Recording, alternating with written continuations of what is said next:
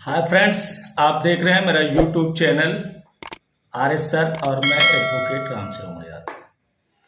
आज हम जिस टॉपिक पे बात करने आए हैं वो टॉपिक है उत्तर प्रदेश में ऐसे कानून के बारे में जो विधि विरुद्ध धर्म परिवर्तन का प्रतिषेध करता है, अर्थात रोकता है ऐसे लोगों को अपने धर्म के परिवर्तन से जो व्यक्ति नहीं चाहते हैं कि उनका धर्म परिवर्तन हो और फिर भी उनका धर्म परिवर्तन होता है तो ये अपराध है।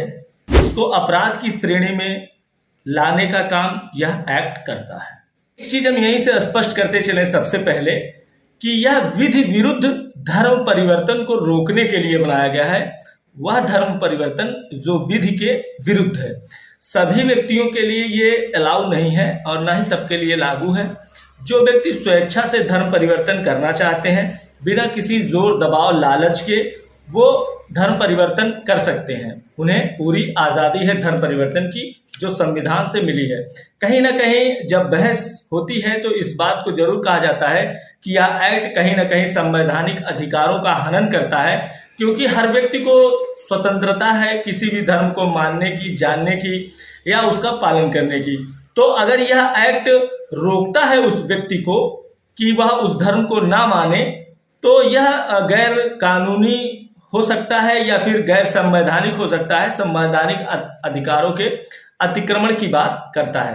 पर ऐसा कुछ भी नहीं है। मैंने बताया आपको कि यह जो है जो विधि के विरुद्ध है, जो कानून के विरुद्ध धर्म परिवर्तन जबरदस्ती, लालच में, लोभ में, इन सब में पढ़कर जो धर्म परिवर्तन कराया जाता है, लोग करते हैं, उसके बारे में है ये। और उनको ये एक्ट प्रोटेक्शन देता है जो व्यक्ति जबरदस्ती धर्म परिवर्तन के जाल में फंस रहे हैं, जिन्हें जबरदस्ती धर्म परिवर्तन करवा दिया जाता है।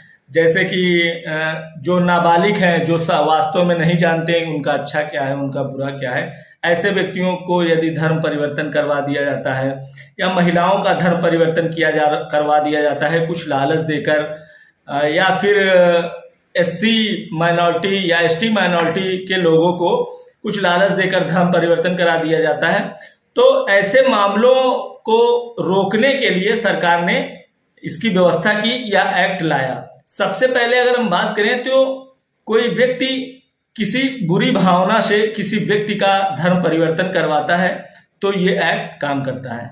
बलपूर्वक अगर किसी व्यक्ति का धर्म परिवर्तन करवाया जाता है तो यह एक्ट काम करता है। बल के साथ असम्यक तरीके से अगर किसी व्यक्ति का धर्म परिवर्तन कराया जाता है तो निश्चित रूप से ये एक्ट काम करता है। प्रपीड़न उत्पन्न करके यदि किसी व्यक्ति का धर्म परिवर्तन कराया जाता है तब यह एक्ट काम करता है। किसी व्यक्ति को किसी चीज का प्रलोभन देकर यदि कोई व्यक्ति धर्म परिवर्तित कराता है तब यह एक्ट काम करता है। कपटपूर्ण तरीके से या कपटपूर्ण साधन का प्रयोग करके किसी व्यक्ति का धर्म परिवर्तन कराया जाता है तब यह एक्ट काम करता है। जब व्यक्ति एक धर्म से दूसरे धर्म में संपरिवर्तित करता है, इन सब माध्यमों से मैंने बताया कि बल के द्वारा, कपट के द्वारा, असम्यक असर के द्वारा, प्रपीड़न के द्वारा या प्रलोभन के द्वारा एक धर्म से दूसरे धर्म में जब व्यक्ति चेंज करता है और इन सब लालचों से करता है, जबरदस्ती उसे करवाया जाता है, तब यह एक्ट प्रोटेक्ट करता है उन व्यक्तियों को जिनके साथ यह जबरन जबरदस्ती की जा रही है। अन्यथा की स्थिति में वे व्यक्ति जो वास्तव में जिन्हें कोई धर्म अच्छा लगता है और वे अपनी इच्छा से बिना जोर दबाव के, बिना बल कपट के, बिना किसी प्रलोभन के अपने धर्म से दूसरे धर्म में बदलना चाहते हैं, तो उसकी क्या प्रक्रिया है, उसको भी इस एक्ट के अंतर्गत लीगल प्रक्रिया बना दी गई है। तो उनके ऊपर यह एक्ट लागू नहीं होता है। भारत के संविधान में सबको समान अधिकार प्राप्त है। हर व्यक्ति को धार्मिक स्वतंत्रता का अधिकार प्राप्त है और वह किसी भी धर्म को मान सकता है। तो इसलिए जो है हमें जो है यह बात अच्छी तरह से जान लेनी चाहिए कि जो धर्म विरुद्ध बातें हैं, जो किसी भी धर्म से विरुद्ध बातें हैं, निश्चित रूप से वे गलत हैं और समाज पर ऐसी चीजें गलत प्रभाव डालती हैं। विधि विरुद्ध धर्म परिवर्तन के बारे में अगर हम बात करें तो ऐसा धर्म परिवर्तन जो किसी देश काल के विधि के विरुद्ध न हो, वह विधि विरुद्ध धर्म संपरिवर्तन के रूप में माना जाएगा। इस एक्ट की धारा 3 यह बात करती है कि किस तरह से धर्म परिवर्तन अपराध होगा। तो मैंने आपको बताया, दुर्व्यापदेशन, बल, कपट, असम्यक असर, प्रपीड़न, प्रलोभन द्वारा एक धर्म से दूसरे धर्म में संपरिवर्तन का प्रतिषेध करने के लिए इस एक्ट को बनाया गया है। और धारा 3 इस बात को डिफाइन करती है कि कोई व्यक्ति इन तरीकों से यदि धर्म परिवर्तन करवाता है तो यह निश्चित रूप से गलत है। अब मामला आता है कि इसमें FIR कौन कर सकता है। इस बात को एकदम स्पष्ट कर देना इस समय उचित होगा। यदि कोई व्यक्ति है जो पहले किसी और धर्म को स्वीकार करता था, बीच में उसने किसी और धर्म में परिवर्तन कर लिया और अब पुनः वह वापस अपने धर्म को स्वीकार करना चाहता है, तो यह एक्ट कदापि उस व्यक्ति के ऊपर लागू नहीं होगा। उसे यह नहीं समझा जाएगा कि वह व्यक्ति इस प्रकार का कोई अपराध कर रहा है। अब हम बात करेंगे प्रथम सूचना के बारे में। प्रथम सूचना कौन दे सकता है? थाने पर इसकी सूचना कौन दे सकता है?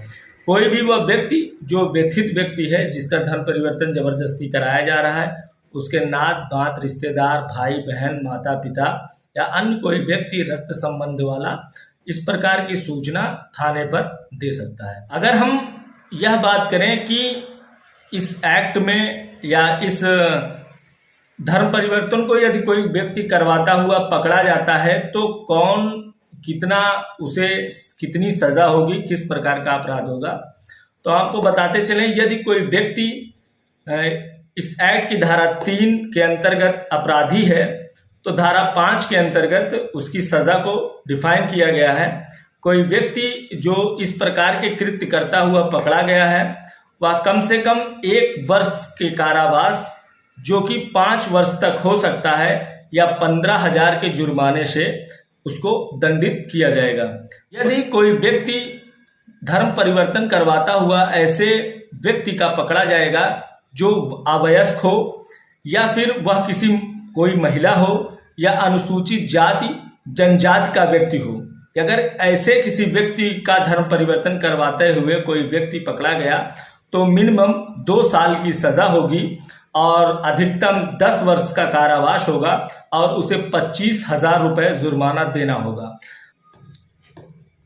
यदि कोई व्यक्ति किसी ऐसे व्यक्ति का धर्म परिवर्तन करवाता है जो अवयस्क है, या फिर जो महिला है, या अनुसूचित जाति जनजाति का व्यक्ति है, तो उसे कम से कम 2 साल की सज़ा होगी या अधिकतम 10 साल की सज़ा होगी और 25,000 रुपये का जुर्माना देय होगा। इसी प्रकार यदि यह सामूहिक धर्म परिवर्तन करवाता हुआ यदि कोई व्यक्ति पकड़ा जाता है तो मिनिमम 3 साल की सज़ा होगी, अधिकतम 10 साल की सज़ा होगी और उसे 50,000 रुपये जुर्माना देना होगा। इस प्रकार से यदि जो कोई इस अपराध के अधीन एक बार पकड़ा गया है और दोबारा पुनः वह पकड़ा जाता है व्यक्ति इसी अपराध को करते हुए, तब उसको जो है पुनः उसे यदि दोष सिद्ध पाया जाता है तो वह ऐसे प्रत्येक पश्चातवर्ती अपराध के लिए दंड का दायी होगा और जो अधिनियम के अधीन तत्पश्चात प्रदान किए गए दंड के 2 गुना से अधिक नहीं होगा। इस प्रकार से विधि विरुद्ध धर्म परिवर्तन यदि कोई व्यक्ति करवाता हुआ पकड़ा जाता है तो इस प्रकार का दंड उसे दिया जाएगा इस एक्ट के अंतर्गत। तब तक के लिए मुझे इजाज़त दीजिए, मिलते हैं अगली वीडियो में। जय हिंद, जय भारत।